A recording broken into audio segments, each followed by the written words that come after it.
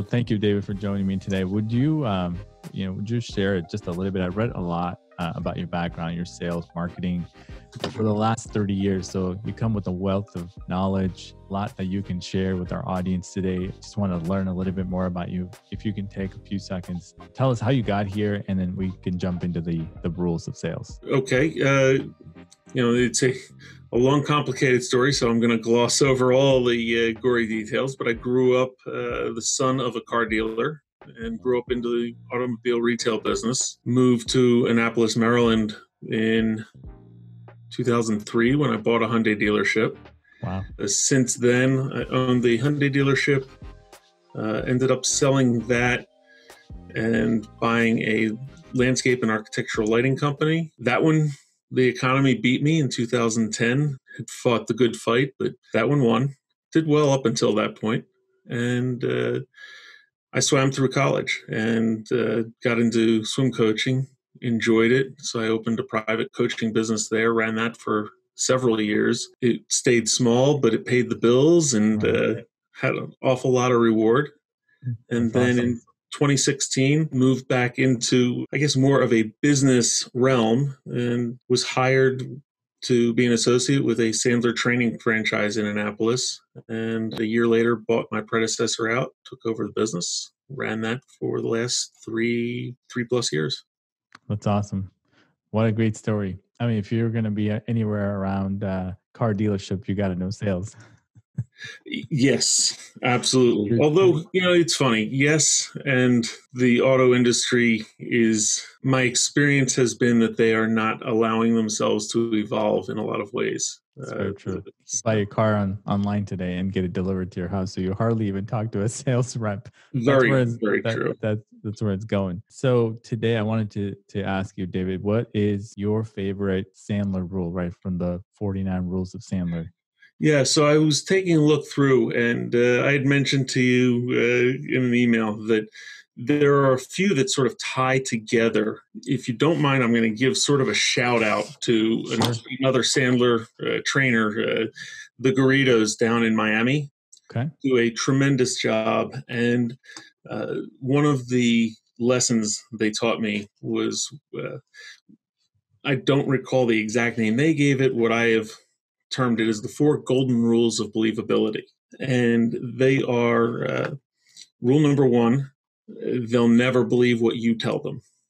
Rule number 2, they'll sometimes believe what you show them. Rule number 3, they'll often believe what others tell them. And rule number 4, they'll always believe what they tell themselves. Very true. I love it. So 1 and 2 are features and benefits. That's dog and pony shows. That's all that fun stuff that doesn't work. Rule 3 is about third-party stories. Rule 4 is about asking great questions. And so going through the rules, the ones that tie in there, people buy in spite of the hard sell, not because of it. You can't sell anybody anything. They got to discover they want it. Right. They buy it. Those are rules 26 and 27. And there are a few others. Product knowledge used at the wrong time can be intimidating. I suppose that, for the purposes of today, why don't we roll, though, with, interestingly enough, I believe that nobody has talked about it yet. When your foot hurts, you're probably standing on your own toe. That's a really good one. We get in our own way, don't we? My favorite book is, one of a couple favorite books, but The Fountainhead by Ayn Rand. And there's a great quote early on. Somebody said, the main character says, "You're missing the point. The question's not who's going to let me, it's who's going to stop me." That's very true. And I think the implication there is, in the end, nobody gets in our way except for ourselves. If we expect to win, we win.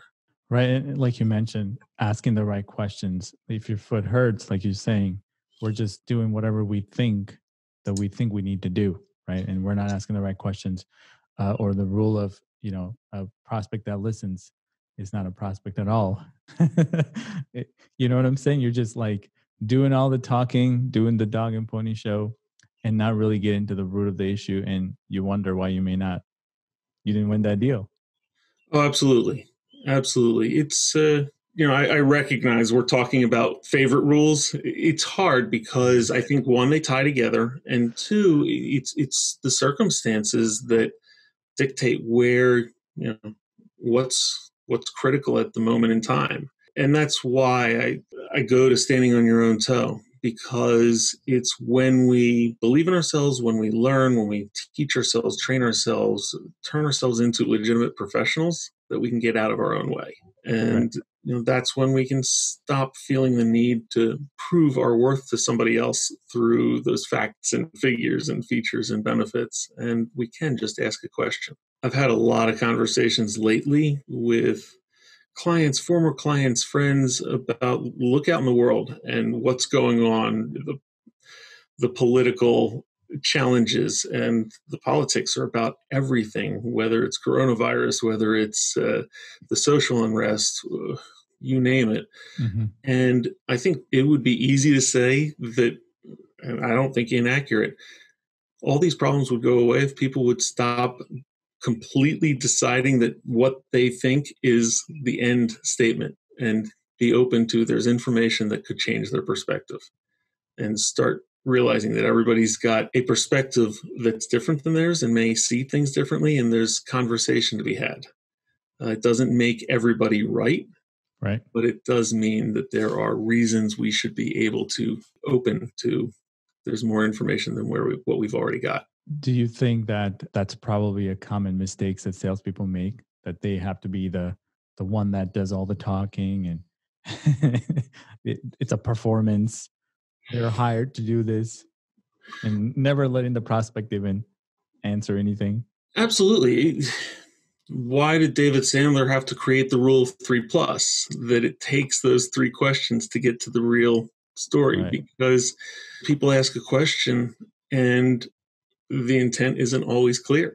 And far too many salespeople, we may see the same, somebody asks a question and we see the same reasoning behind that 10 times in a row. And on the 11th time we're asked the question, we just dive forward instead of exploring. And that's the time that somebody had a completely different purpose. I always find it a very easy example. If somebody asks, how big is your business? Well, as a franchise owner, I have 2 very completely legitimate answers. I can respond, well, I am a sole owner, single member entrepreneur, local to Annapolis, and I can answer I'm part of the largest professional development network in the entire world. Neither is false, but if I don't know why they're asking, whichever one I give could be exactly the opposite they're looking for. If they're looking for, is he going to be around to support us if we give him the contract? I got to tell him about our size. If he's looking for, are we going to get personal attention? I've got to talk about that I'm small and local and tied to the community. And that's an easy example, but salespeople don't ask those questions. They don't take the time nearly enough. They don't dig deeper. So it's kind of like the pain funnel. We're just staying at the surface level, and we think that is the pain when we really don't know personal problems that they might have. And anything else you can add to that, David? It comes down to how salespeople perceive themselves. And we talk about equal business stature. Yep. And we talk about abundance mentality. And you're familiar with the game show Family Feud? Yes. Imagine, if you would, they go out onto the street, and 100 people surveyed, right? So they're going around on the street or wherever they go, and they're surveying. And the question is, name the first word or term that comes to mind when I say salesperson. Now, you'll be surprised, right? What are the words that are coming to mind, whether to you, whether to me, or to anybody that listens to this? The most common ones I've heard, let's see, liar, cheat, scoundrel, polyester, snake oil, sleazy, self-serving, greedy, Herb from WKRP in Cincinnati, used cars. Yeah. Now, I hear some thrown in, entrepreneurial and driven, but for the most part, what are they? They're negative terms, and that's the things that salespeople come up with. You never hear consultant. If we have that expectation in our mind, how much chance do we have of coming in and looking somebody in the eye and saying that I deserve equal business stature, that I deserve to be treated respectfully? Right. Instead, I think most salespeople walk in thinking that they've got to qualify, that they've got to prove to somebody they deserve their business. The healthiest way to sell is you got to walk in knowing that your product is valid, that you are worthy. And the question is not whether or not there's value and worth or qualification. It's just, is it a good fit? Correct. When you get there, you don't need the features and benefits to try to prove your worth. You can ask the questions to find the fit. Love that.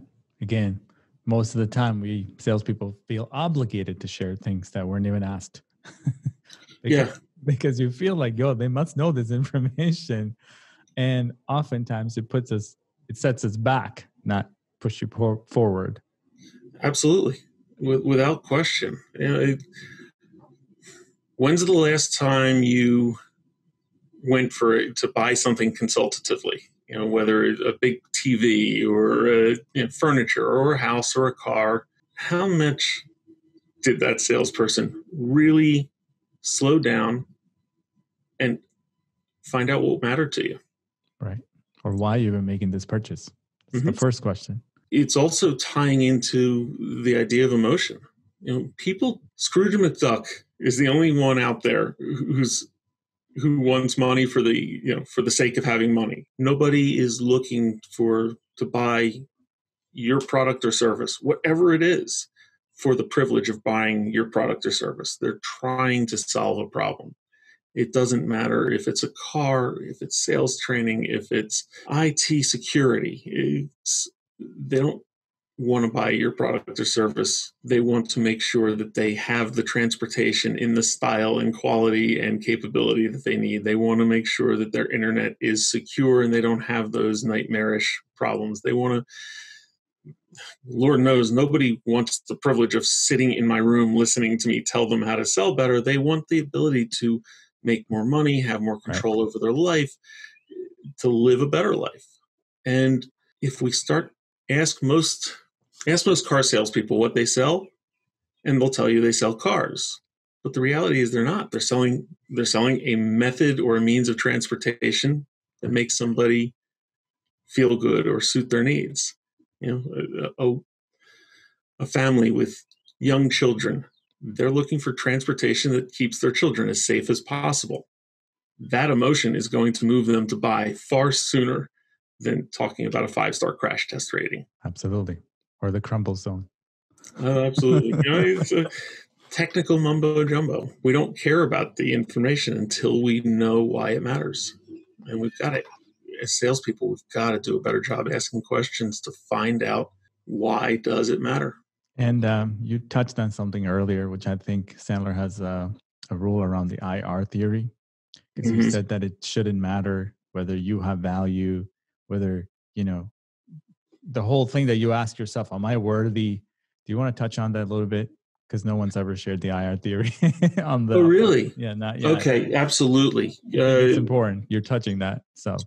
Yes. So I guess at its surface, the concept of IR theory is that there are two ways of valuing ourselves. There is the identity. It's our self-concept. It's who we are fundamentally, and then our roles. I may be a sales trainer professionally. I may be a father at home or a husband at home. I may be a friend. I may be an athlete, or pick 8 zillion different ways of describing me. But those are my roles.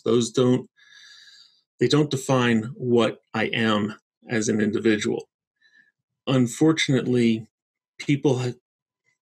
society teaches us to confuse our value from our roles, our success, our failures, our effectiveness within a role. Teaches us to think that impacts our value as an identity. There is a well-known, well-used method of explaining IR within the Sandler network involving a deserted island. But I think as a quicker example, I'll walk through just a quick analogy. A $10 bill is printed at the U.S. Mint. As it comes out of the mint, about to go into circulation, what's its value? Not a trick question. Right. $10, right?